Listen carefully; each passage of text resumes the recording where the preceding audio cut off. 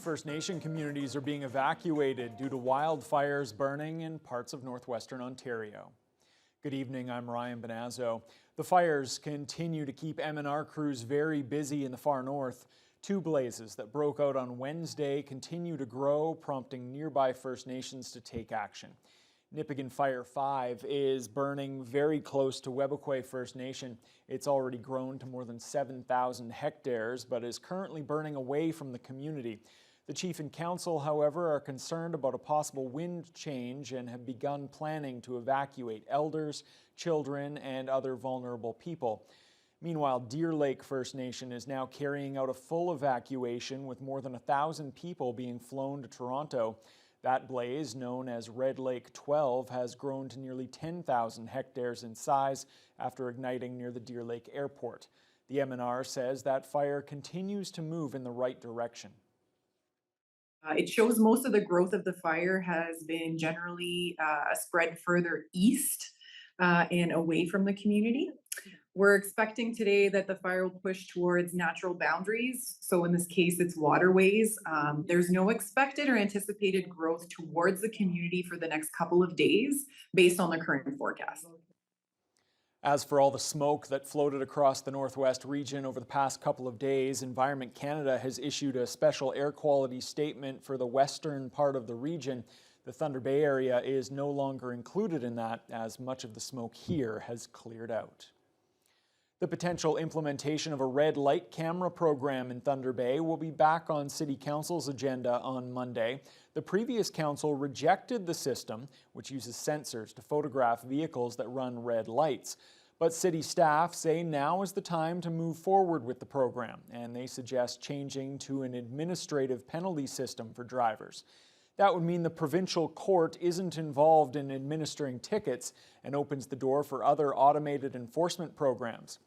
City administrators have developed a business case for the red light program, which involves a third-party vendor supplying the cameras. Commissioner of Infrastructure and Operations, Kayla Dixon, says city staff would be responsible for administering the fines. We have looked at across the network and determined that there are several intersections where red light cameras would be of benefit to reduce right-angle collisions, which are serious collisions. I'm excited for the report to come to council. This has been something on my radar for quite some time. It did come to council prior to my term, and I know it was turned down, and I appreciate why it was. It was because of the costs. Now, I mean, things have changed in a matter of 5 years, and there are other vendors out there, there's other information out there, and I think this will really benefit our community. Also on Monday night, Dixon will bring the latest proposal for a designated truck route to council. Thunder Bay OPP have charged 5 people after a major drug bust in the city earlier this month. More than $830,000 worth of cocaine, meth, fentanyl, oxycodone, cannabis, and hash was seized when OPP, Thunder Bay Police, and Anishinaabe Police searched 3 homes and 2 vehicles on Thursday, May 8th. Officers also found a loaded handgun and about $126,000 in cash. The investigation began late last year. OPP say the drugs came from the Greater Toronto Area. 4 people from Thunder Bay and 1 person from Ajax, Ontario, face a combined 35 drug and weapons charges. The Canada-US Trade Council met in Toronto today, and Ontario Premier Doug Ford says the meeting gives him hope ahead of Prime Minister Carney's meeting with Canada premiers next week. CTV's Siobhan Morris reports. Players from labor and industries affected by tariffs streamed into the Premier's office. On the other side, Ontario's representative in Washington says the goal is to make some progress by a meeting of the G7 in Alberta in mid-June. These ideas, these bits of feedback from all our different sectors are really important in terms of managing how the trade relationship goes. Doug Ford emerges with what he calls ammunition as he prepares to meet with the Prime Minister and other premiers in Saskatchewan starting Sunday. On the agenda, so-called nation-building projects they can collaborate on to fuel the economy. Number 1 has to be the Ring of Fire, and we also have to focus on building another nuclear facility. Also on Ford's wish list, James Bay deep sea port, expansion of GO train service, and that proposed tunnel under Highway 401. Ford intends to use legislation to declare special economic zones to get those projects finished. The controversial designation would allow some municipal and provincial laws to be suspended. We will as we move forward, but that only goes, again, with the cooperation of the 444 municipalities, always with the First Nations communities. First Nations have vowed to push back on that bill in the courts and on the land, threatening to block rail lines, roads, and highways. Wouldn't that be a disappointment? And they think they're going to be in favor, Ontarians and Canadians are going to be in favor when you block a railroad, you block a road. That's counterproductive. I'll tell you that right now. Stressing the importance of dialogue. Ford is meeting with First Nations leaders soon. He intends to pitch the economic opportunity that may come with mining in the province's north. We're going to continue moving forward to make sure their lives are better. Those who want to be progressive and move forward, we're all in. Those who don't want anything, well, I'm sorry. You're going to fall behind. That's just the way it is. CTV's Siobhan Morris reporting. After 40 years of activism, the Thunder Bay and District Injured Workers Support Group finally has a day to call its own. Sunday is the first official Injured Workers Day in Ontario, and today a flag-raising ceremony was held and a proclamation was read at City Hall. In December, the government passed Bill 118, officially recognizing June 1st as Injured Workers Day. Today's event featured guest speakers from the organization's partners and an official proclamation by Acting Mayor Casey Atraney. The president of the local injured workers group, Eugene Lefrancois, says government recognition of injured workers has been a long time coming. I mean, that's it. I mean, words don't matter no more. Let's see some action, especially by the government, by the provincial government. They're branded like every other group that didn't have to wait 41 years to get recognition. So the government, like a proclamation with a little kick behind it. Most flag raisings are a day of celebration. Today is not that. Today is a day of reflection and a day of commitment to the injured workers that are out there, that we are listening, that we hear them, and we want to support them. Northwestern Ontario's first female Superior Court Justice has laid down her gavel for the final time. Justice Helen Pierce spent over 23 years on the bench, and yesterday she attended her official swearing out ceremony at the City Courthouse. It has been a privilege of a lifetime to serve on this court. Pierce was first called to the bar in 1982 and began working as a lawyer in Sault Ste. Marie. She was appointed to the Superior Court of Justice in Thunder Bay in 2001. Over the course of her distinguished career, she presided over a wide range of cases, earning a reputation for fairness, diligence, and legal insight. After dedicating so much of her life to the law, Justice Pierce has now hung up her robe for the final time, marking the beginning of a new chapter in her life. There's a sense of sadness about it. This has been my life for 23 years, both over at the old courthouse and here for the last 15 years. So I feel a bit sad. I think the reality of it hasn't really kicked in. Yesterday we had a wonderful celebration in the courtroom where the members of the bar were all present, and the judiciary and friends and neighbors, and it was quite moving. And so I think I'm still running on adrenaline from yesterday. Chippewa Park is reopening this weekend to kick off its 104th year.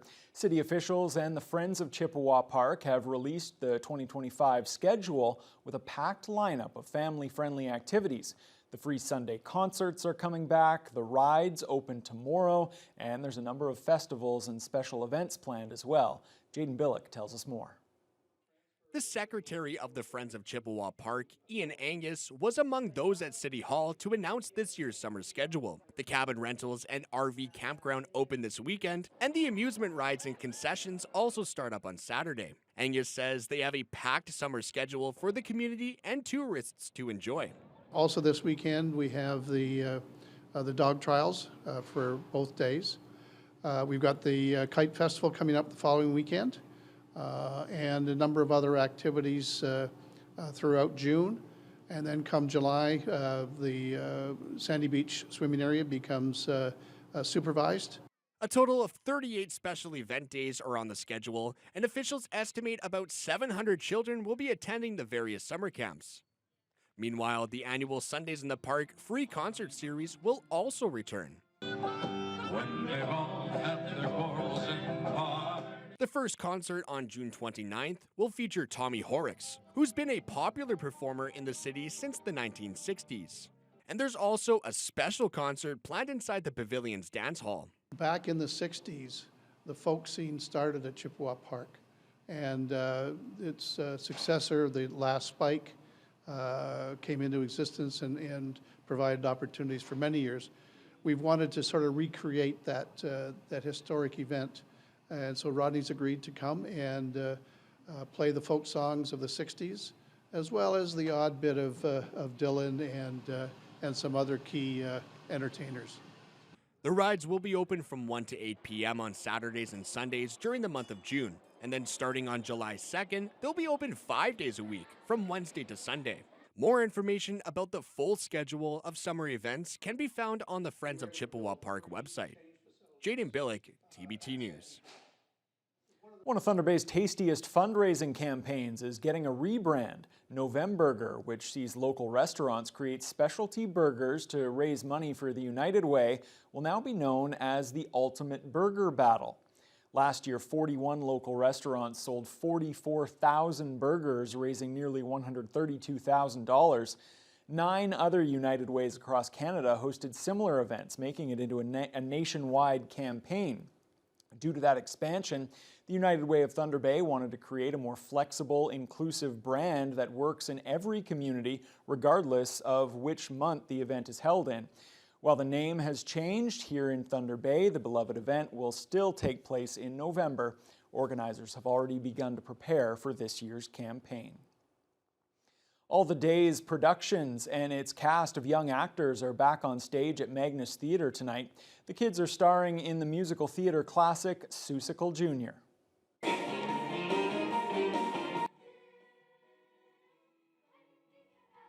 All the favorite Dr. Seuss characters spring to life in this musical extravaganza.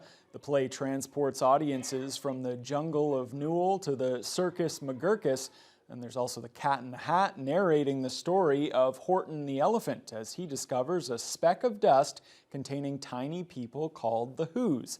The cast features 30 youth actors and many familiar faces from local music, dance, and theater communities. The lovely thing about this script is it's audience friendly. Everybody can dance along, sing along. It is one big party. It's an hour long. It's family friendly.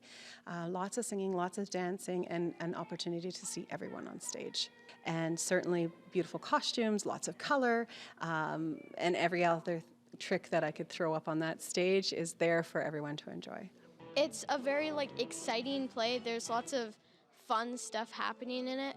And if you're an adult and you come to a play for your child and your child is never on, that won't happen at this play because this play is very inclusive and everybody's on stage all the time.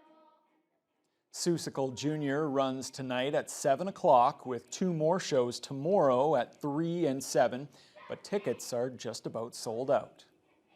Well, it's that time again. The Regional Hospital Foundation pulled the winning ticket for its monthly Thunder Bay 50-50 draw this morning. Rolando Duran from Leamington, Ontario, near Windsor, works as a PSW and is originally from the Philippines. He was overwhelmed when he got the life-changing phone call from Foundation CEO Glenn Craig. Well, that $20 ticket has turned into $1,829,222. Oh my God, thank you, Lord. Oh my gosh. Thank you, sir. You are now a millionaire. Oh, thank you. Thank you. Thank you. Thank you, sir. Thank you. You are having, I'll say probably, I won't say the best day of your life, but got to be pretty darn close to the top. So what are you going to do with $1.8 million? Oh, sir, I'm going to buy a house. You're going to buy a house. And I help my family back home. Yeah, one of the top 2 or 3 days in his life for sure. The Thunder Bay 50-50 has awarded more than $67 million in cash prizes since its inception. Tickets for the June 50-50 are now on sale. So for another month, I remain on the news desk. For another month, Fiona, you remain at the weather board. And for another day today, we have temperatures in the 20s. Yeah, a couple degrees above normal for this time of year, although it was a very gray start to the day if you were up early enough. The sun did come out. We did have blue skies. After an overnight low of 15, we topped out at 23 Celsius. Now, the wind started out about 12 to 15 kilometers per hour, but this afternoon it really kicked it up a notch and came in from the northeast, which helped to clear much of the smoke in the Thunder Bay area. But if you were like myself and others who were particularly sensitive to it today, you're still probably feeling the effects if you head outside. Now, across the region, we've got mostly cloudy skies in Red Lake. They've been fluctuating between mostly cloudy and partly cloudy all day, and they're currently at a high of 24. Kenora, 27. Fort Francis, 26, and a whole lot of haze. You know, if you could get rid of that, it's actually a beautiful sunny day, but it's the smoke and the haze, and it's not necessarily the most pleasant. We're still in the 20s all the way through Dryden, Upsala, Sioux Lookout, Atikokan, and then we hit the high teens in Armstrong and Greenstone and along the North Shore in Nipigon. Then it starts to cool off. We've got winds off the lake causing temperatures to be quite cool in Wawa, just sitting at 8 Celsius. And Sault Ste. Marie has been mostly cloudy with periods of showers and rain showers throughout much of the afternoon. They're currently sitting at a high of 14, and that's pretty much as warm as it got in this region. It's staying quite cool. Here in the city of Thunder Bay, we will drop down to a low of 5 under what should be technically clear skies, but those air quality statements that are in effect from Environment Canada are due to the smoke from the forest fires. No surprise there, we've been reporting on it. And that's basically affecting everything west of Thunder Bay to the Manitoba border.